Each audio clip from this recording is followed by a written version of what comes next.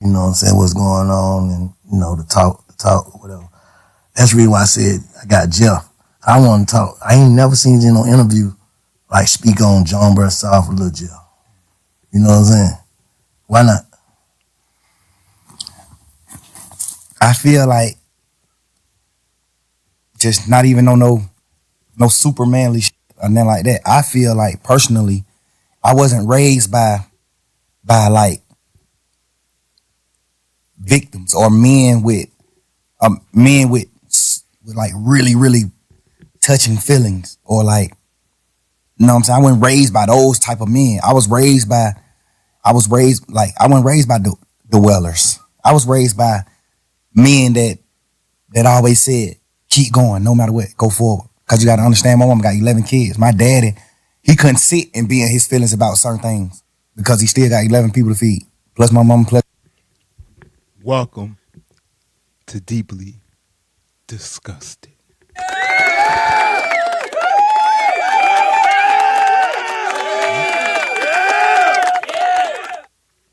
We getting into the Young Thug video with Big Bank, and this video is viral, literally. It's all over YouTube, all over TikTok, all over all social medias. He really details some real good information in this video, especially about the video that we saw when he was being interviewed with the whole claim that he snitched. He's going in deeper into that conversation. He even talked a little bit about Woody. And he get real emotional towards the end when he actually started crying, talking about his friends. Now he's by himself. The people that was with him no longer with him. So, yeah, we're going to see Young Thug even drop a tear. But this is actually one of the best interviews I've seen in a while. Good interview if you into the culture, you know? We're going to get to it. Like, comment, and subscribe. Plus him, plus his other kids. My daddy got 15 people he got to worry about every day. So he ain't have a chance to sit back and. His daddy did a lot of humping, I tell you that. His daddy did a lot of hump. He probably was a tall, handsome dude. All the girl, you know, back in the day, especially you tall, light skin. Man, the tall, light skin dudes back in the day, especially in the 90s, man, they could be probably your father. Just focus on his feelings and feel certain things. I wasn't raised like that. I was raised by a man who just was like, go forward, because that's what matters. What matters is not sitting and just being stuck in the moment and dwelling on certain things. Like that ain't what life is about. When you living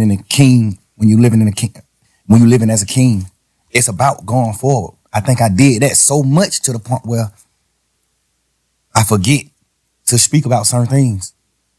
I be forgetting to speak about Lil Jeff. What's your earliest memory? That's great. I ain't never had nobody that question. What's your earliest memory? Like if you could think of your earliest memory, like it's the first thing I remember is. Yeah, and by the way, if y'all off with the whole Little Jeff situation, Little Jeff was like his right-hand man. And Little Jeff got killed. So, you know, he was real close to Thug. So Big Bank, he just want to know, like, why you never talk about it? Like, why you never speak about his name? So that's basically what happened in that little segment. As far as back I can remember. You know what I'm saying? My earliest memory was John Burr South, my hood, the hood I'm from, the projects I'm from, John Burr South. My brother, free Umfu. My brother, The hell is a Ufu? What the hell? Were you from Africa? Were you from Zimbabwe? Black Americans naming their sons a name like that? That's kind of weird, right? he burned the house down playing with matches. Because you know when you're in the projects, you got that big ass long metal heater connected to the wall that come in, the little snake looking heater. He playing with matches on it, and it burnt down the whole building though. It ain't even burn down just our apartment. It burnt down the whole building. Damn. That's my first memory, like real life. You know, coming up, like, what's the first time you knew, like, that's your first, what type of memory would you say that is? Good or bad, or in between? Bro, we were raised so different. You too, bro. Men like you raised me, from even if it's from a distance. Yeah. I always looked up to real street dudes, real guys who from the street and this and that. I always looked up to this. So men like, Yo, Young Thug have a very distinct like body movement, like the way he moved like a, like, I hate to say it, but like a crackhead, right? Like his movements are so jittery. Like, look, watch. I don't even look at that like it's bad. Yeah. I look at that like a fun memory. Like, damn, that's how fucked up we are, bro. That's how we raised. Like, this nigga burnt down the house. I don't even look at it like it's bad. Damn. I looked up to him for that. Like, damn, but this nigga know how to set a fire. But this nigga know how to set a fire. At 5 years old, he know how to set a fire. I'm asking him, how the hell you set? How you do it? Like, that's just, I'm telling you, that's just how we were raised, bro. That's just how that's how we was raised for real. So I know you got some crazy memories. I was just saying, when I asked you the question, I was just trying to think of mine. My first one, but I can't. But I often say, what's your first happy moment? In life? Yeah. My first happy moment was, No, Young Thug, in death. Yeah, of course, in life. you still alive, bro. Bro still in traumatic mode. He been locked up for like 2 years, so he feel like he was dead, bro. What's your most happiest moment alive, man? was when my mama moved out the projects to a house. When my mama moved into her first house instead of apartments, I was like, damn, bro, we got a house. The house was smaller than an apartment. My mama had got a 4-bedroom house. The apartment was 5-bedroom. Just saying, not feeling so confined no more, like around a bunch of people. Now we got rid of some grass. Like, but I got I got a yard, I got neighbors, like houses. Like, I'm waking up, get on the school bus in front of my house instead of the project. It was right across the street from the project though. But so it's just like, but that was like one of my first happy moments, and that I remember like as a kid. What's your first saddest moment? I have to say, he's very, very comfortable talking to this guy. They must really like go back. They must really go back. He's super comfortable talking with him. Like, I don't think Young Thug would have spoke to anybody else that he's not super close to, or not on some like gangster stuff, or not from Atlanta. I don't think he would have gave anybody else this interview, no matter how much you paid him. I think he moves like that. I think he's like very disciplined in some way, I used to go with this girl named Santana in Pool Creek. That's when we moved out of Jonesboro South. I moved out of Jonesboro South when I was like 3-4 years old. We moved to Pool Creek, which is right around the corner from Jonesboro South. And I started going with this girl that stayed like 2 apartments down from me. Her name Santana. I was going with her like, we probably like 5-6 years old, like kids. I was going with her, and we was sitting on a bench, and I think I was talking to another girl, and she got in and she hit me with a stick, with a sword, with a real log, scarred me right here and right here, hit me with a log. Made you sad? Yeah, because it was like dang, she broke up with me. I'm like, I lost my girlfriend. Oh yeah. What's the first time you feel like you felt betrayed? Like as a kid coming up. That's a good question. That's actually a good question. Because I see Big Bang style in interview. What he's doing is he's going from cold to warm to hot. You see the movements, like he start from, he gave him a little sting. Like he said, yo, talk about Lil Jeff. So he dipped into his emotions. And then he went to talk about a happy time. So, kind of change his emotions a little, make him talk about something that he feel good about. And then he said, "Yo, talk about your bad times." Now he's on to, tell me about, like a time in life where you was, the worst time of your life. Let's see what he got to say. Or whatever. My first betrayal was like, cause I'm a kid, so I wasn't introduced to the world or like niggas or friends. You confined to just your household and the apartments you live in. So my first betrayal was probably like my other family members, like me hearing my auntie say, she don't want my mom kids at her house because we just too deep. Like we got roaches in our house. Our clothes got roaches, so we might come to her house and some roaches might come out of ours. Now she got roaches in her house, and I understand it. No harsh feelings, but that type of shit. The nigga that I am. That's the type of I was dealing with in life. Yo, I know his auntie is regretting it.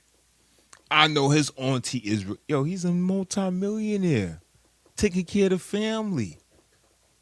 She said, "I don't want y'all bad kids in my house. Y'all too deep and y'all got roaches." Who says that to kids? As a kid, I was dealing with that. Like, my mom got so many children to the point where her sisters and brothers like, man, hell no. We don't even want to deal with y'all. No, sir. There's too many of y'all there. They wouldn't even know no bullshit. Just like, she like, man, I got a 3-bedroom apartment. I'm goddamn raising my kids a certain way. Y'all over here, y'all grown in hell. Y'all doing what y'all want to do. And like, hell nah, we don't want that shit over here. I want my kids to grow up, a different way. So I get it. You know what I'm saying? But yeah, I get it. That's real. That's real. I'm just shocked she had the guts to even say that. Because that's her sister kids. It's not like it's kids that from a friend. That's like your blood. But I mean, blood or not, man, you want your kids to be raised right. And if you feel like having some baby kids up in your crib is gonna influence your kids, nah, you can't stay here. Y'all got roaches. that's the type of shit I was dealing with. Like, that was my first like betrayal. Just like hearing my auntie say she didn't want us at our house. We carry roaches. Damn. Hey, shit, we had roaches like. Of course. But hey, my auntie them did too, but they was so smart. Yo, the auntie had roaches too. Come on, auntie. Come on. You got roaches, they got roaches. What it matter? This mix the colonies up. Make a super roach. Oh. So she was able to exterminate them. She was able to get rid of the certain. She just got a little bit. Yeah, she had roaches just because she lived in the project. She was clean as a motherfucker. She ain't had them with 3 kids. All them were respectful, cool people, cool kids, all that. So she can contain like what's going on in her house. We just so deep. It's just like, y'all finna come over here. We broke ahead. We got this smaller amount of food stamps than your mama. My mama got a lot of food stamps because she got a lot of kids. Her mama like, man, we got $300 a month worth of food stamps. Y'all come over here, y'all eat all the goddamn food because y'all just deep. Y'all ain't even trying to do no shit. Y'all eat all the food. Now my family don't, just like that type. Until recently, Yeah, the auntie did not like them at all. like, and a lot of people who watching, they probably been watching me. They see like I ain't different. I feel like I'm different. I know I'm different now. Like at first, I was trying to trick myself into being different and it ended up working.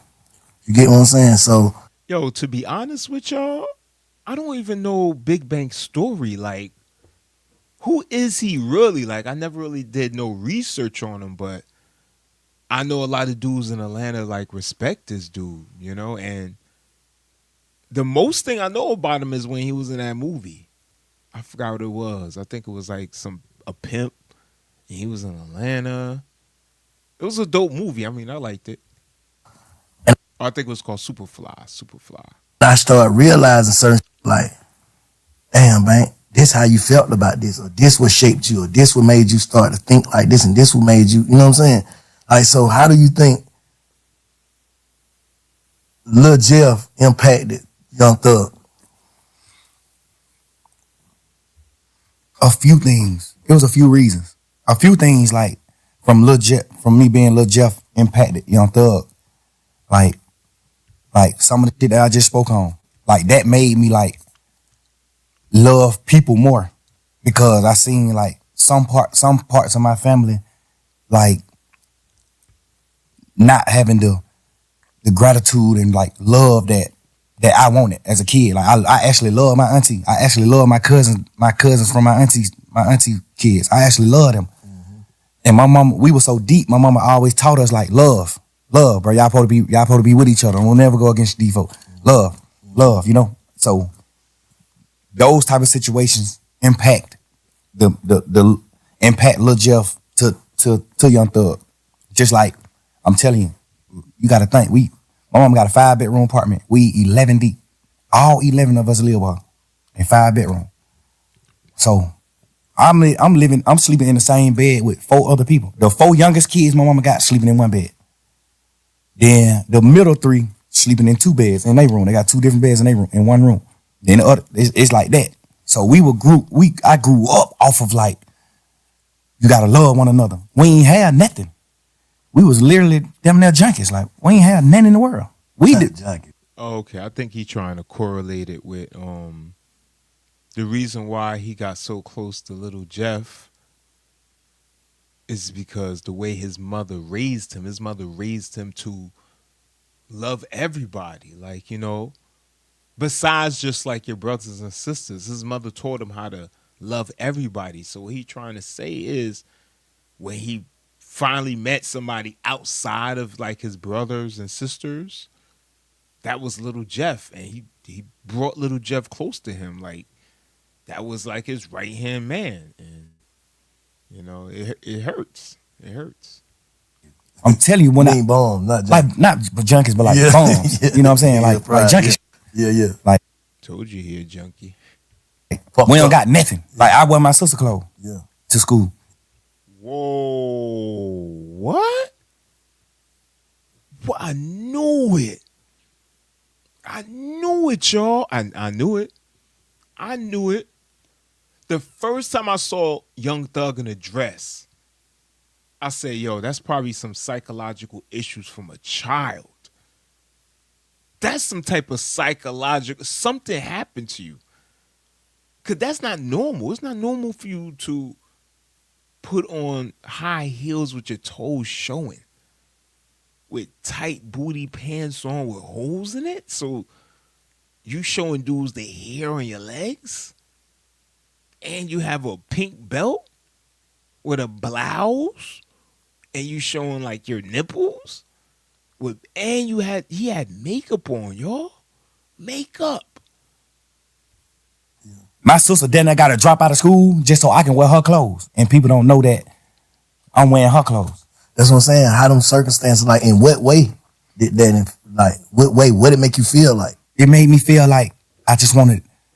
It made me feel like my aunties and like aunties and uncles and stuff treating my mama family a certain way. It made me like want love so bad. That's when I started meeting friends. That's when I started wanting love from like other people besides my sisters and brothers.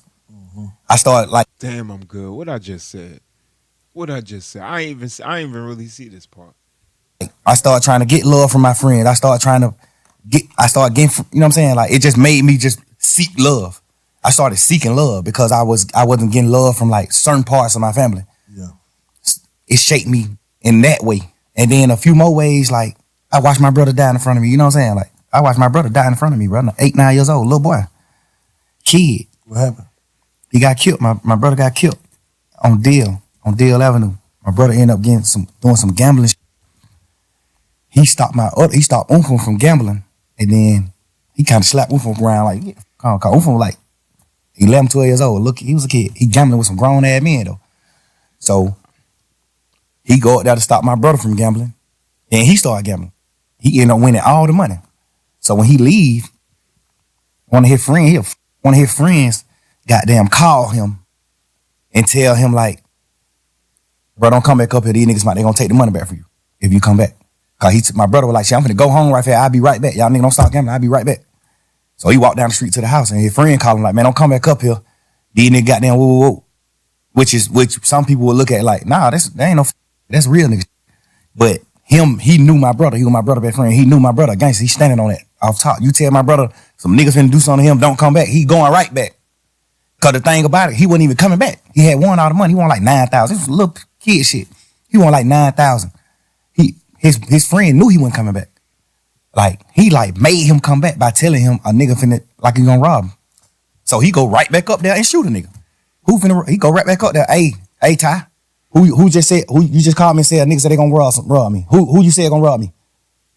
The nigga Ty, what the heck? Man, nigga, who you said gonna rob me? You just called me and said one of these niggas might rob me. That's how the situation started. He shot a nigga, your brother did? Yeah. He shot 2 niggas. He shot 3 niggas. He shot his friend, and then he shot the 2 niggas that killed him. Cause his friend was acting like a hoe, like not want to tell him who said he was gonna rob him. Yeah. His friend like, man, bro, you tripping. Boom, shoot him. Bitch ass nigga. Boom. Then when he shoot him, he started saying like, man, didn't nigga say him, bro? These 2 niggas. So he started shooting at these niggas. Boom. Then he take off running. He had a police siren. He take off running. Them niggas got them started back shooting back. Shot him in the back while he was running. Ran down the street a little bit and fell on the ground and just like, he just on the ground gasping like, man, hurry up, get me in the car, take me to the hospital. He just was telling us like, I feel like I'm dying. Like I'm telling you, I feel like I'm dying, bro. I feel everything's slowing down. My heart rate, everything's slowing down. I feel like I'm dying. Y'all gotta, you know what I'm saying? I'm right here, bro. Little boy. I'm looking at my mama holding nigga hand like he going in shock. My mama like, Beanie, like, son, you hear me? You hear me? And he just like choking up blood, but he like, you can see he trying to say something, like he let her know, like, I hear you. He trying to say something, but he can't talk. Yeah. So my mama like, you hear me? Squeeze my hand. I'm holding one of his hand. My mama holding the other hand. She like, if you hear me, squeeze my hand, son. Squeeze my hand. Don't go, son. You squeezing our hand. I'm like, he still, you know what I'm saying? Like, I'm looking at this shit as a kid, bro. Like, so from that day forward, I always said, I'm gonna do something to the nigga that killed my brother. That just shaped my life. That made me cause I played football. I looked up to Michael Vick. I played football. I wanted to rap. I looked up to Lil Wayne. I looked up to Michael Vick. I looked up to Hot Boys. That just shaped me from all that. From that point on, I looked up to like steppers. I looked up to niggas from my hood, from Jonesboro South, that handle their business. That shit just made me a whole different person. That one situation. That's some real shit he just said. That's some real shit he just said. I mean, he's going deep. Like he's really telling all. Like, I mean, the way he described that story is so visual. Like he described it detail to detail to detail. Like if he still thinks about it every day. Like if he still thinks about it every day. And that one traumatic event he had just shaped him. You just hear him. That's when he started to turn from football and looking up to Lil Wayne and the Hot Boys, and he turned to the streets. I was never like 9 years old. I was a kid. So from that point on, like looking back on it, like what changed? Like what changed in you? Me, from that day, what changed in me was the way I viewed like niggas that wasn't from where I'm from. Cause that's what it boiled down to. Like a Jonesboro South nigga got killed by a Deal Avenue nigga. So that just started making me be like, man, you ain't from Jonesboro South, nigga. You know what's happening? Now we living that type of life. So that's what I'm saying. Like the situations I was in shaped me in so many ways. It ain't shaped me one way. Cause it was so many different situations, different scenarios to a point where it shaped me so many different ways. Like me not getting love, the proper love from my entire family made me seek love from niggas and women. Me seeing my brother get killed shaped me to how I view niggas in the street, how I view niggas. Like, you know what I'm saying? It's me playing foot, my dad and like moving me away. Like I ain't never rode the school bus, but my dad took me to school every day. I had a real father. I never rode the school bus. That shaped me to being a man. Like, I'm gonna be a man. My dad is there. This nigga doing what he doing. He used to do it. Whoa, in the beginning of the interview, he did say he rode the school bus. He did say he rode the school bus. If you listen in the beginning, remember when he said, oh, we got a house now? He said, we got a house now. And instead of me taking the school bus in the projects, now I'm getting dropped off with the school bus right in front of my house. And then remember he said, oh yeah, but it's across the street from the projects. So which one is it, Young Thug? You lying again? What he do back in the day to hustle to get his money, whatever. Like, I looked at all that type of shit like, damn, he a real man. because he's still trying to do whatever he can do to feed all these kids. And he's still taking time out to like take me to school every day and come get me from school every day because he just wanted me to be that far away from the streets.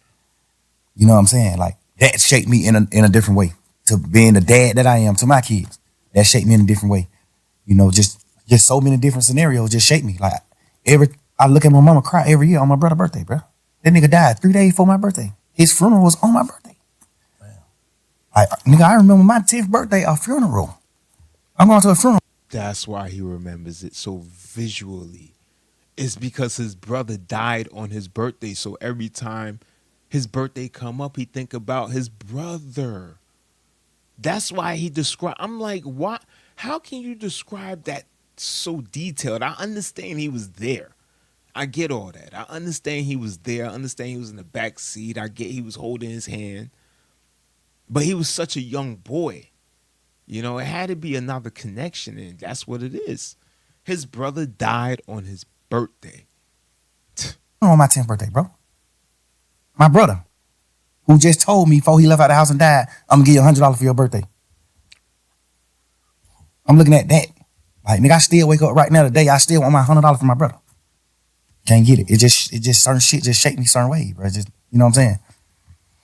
So when you look at yourself, like when you reflect and just look at yourself, how you see yourself right now as a person. Like if you had to judge you, how you see yourself. The crazy part is, bro, I thought I was whole. I thought I was wholesome. I thought I was like the perfect man until this situation. This situation at hand right now made me realize, like, damn, bro, I'm actually fucked up. Like, I was just so, God just created me to be so happy to the point where I know how to, like, get beyond problems. I just always was happy. My whole trial, I just was happy as hell because it's just like, I ain't got no reason to be happy. But it's just like, I'm just a happy person. I'm just a natural happy person. I could have got a life sentence and went to prison for the rest of my life. And y'all would have been seeing me in prison on photos just happy. Because I think God just created me like that. I be mad at God sometimes for that. Like, dang, bro, why you created me just like so happy to the point where I can't be in touch with my real feelings? But do you think that type shit goddamn make it to where a nigga, cause I'm gonna keep it real with you, son. Like coming out of jail, and we're like, man, what the fuck is this nigga doing, bro? Like it's like you ain't learn your lesson. And all this shit going on here, and these calls, talking on the phone, like, what the hell wrong with this nigga? Like, you know, a nigga, I know you was in there praying, right? Absolutely. Like, it's like, do you not understand your prayers got answered? Yeah, you understand that, but you also listening to people tell you like, The ego gonna bring him down.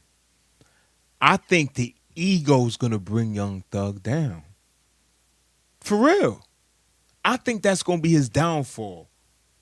With the tapes coming out, the snitching allegations is getting to his ego. He needs to stop it. He need to separate it. He need to do exactly what he just said. He said he's always happy. And he's mad at God for making him happy because it don't really bring him close to what's going on, like reality. Then continue to be happy and don't worry about snitching allegations. Move on. Go buy some houses. Go invest in some stock.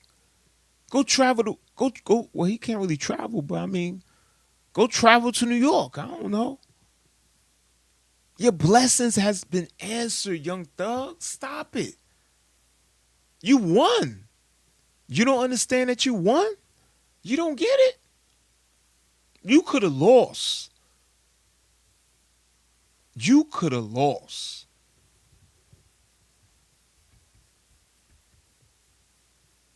Don't mess up your blessings.